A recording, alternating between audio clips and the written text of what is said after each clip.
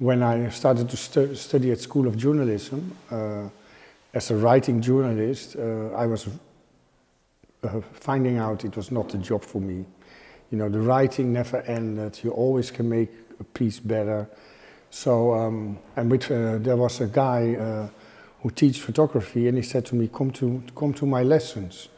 And from the first second on, when I got the camera in my hand, I felt comfortable. The decision to become a photographer was because in 1982 or 83, I told you I went for the first time to this modern classical ballet, and the choreographer of that was Hans van Manen, and I had to photograph him for a gay magazine. I was volunteer because everybody was unemployed in the beginning of the 80s. And when I came in, he said, "You can photograph me if I can photograph you." And he was a very good amateur photographer, very good friend of Robert Mapplethorpe, and one of the first buyers of the works of Mapplethorpe. And he showed me the work. His whole house was full of Joe Peter Witkin, Mapplethorpe, George Platt Lyons. I was already interested because I was working for Gay PA here, the gay magazine, and there was a magazine that was also a gay, glossy, and I was therefore I knew the work of Pierre and Gilles, and then I was so fascinated, especially by the work of Witkin and Mapplethorpe, and I just bought a Hasselblad camera, and that is the camera also Mapplethorpe works with, and Hans van Manen was working with. And he teach me, you know, how to use it in a way, to think very simple, take away, that you didn't need a huge studio. When I started to work with the Hasselblad, because it's a slow camera, you have to think more and you have to compose more. Then the love was growing. The focus was exactly, and I could realize my fantasy, and that was for me very decisive moment.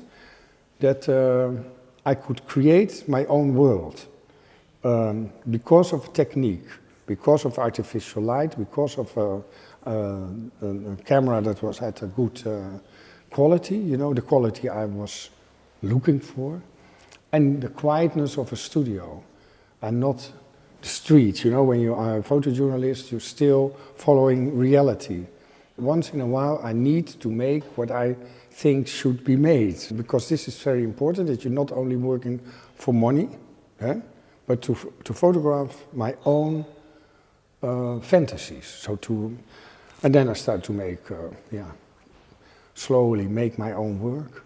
It's easy to say follow your passion, you know. Of course you should do that because it's only one life you have, and you have to take out of it what's in it. But not be foolish, you know. But you have to follow your heart, and to do that you have to find a technique. Subjects are enough in your head, I think, but you have to find a technique in which you can express yourself the best.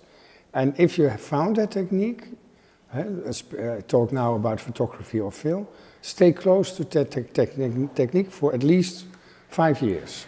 Because people are slow in understanding, and you are quick. After a half a year you think, oh, I'm going to change, I'm going to do something different. But that doesn't work like that. The best artists are recognizable by their technique, and their expression is secondary. Well, there are two things at the moment in my agenda I'm really nervous about, and one is that I'm maybe going to make a feature film. The other thing is that I'm asked to design an exhibition about classical historical costumes in the Rijksmuseum. So it has nothing to do with photography. So I'm very nervous for that, to create a world, you know, in 6 huge rooms in a museum with about 100 costumes. Slowly I'm leaving the path of only doing photography, because it fits exactly in what I'm thinking of the last few years, is to create an atmosphere, to create an environment, That you walk into an exhibition, you hear the music, slowly you are drawn into the into the installation, and film, music, and sound and photography are influencing each other, and how you appreciate the installation, or how you can get a little deeper in your brains.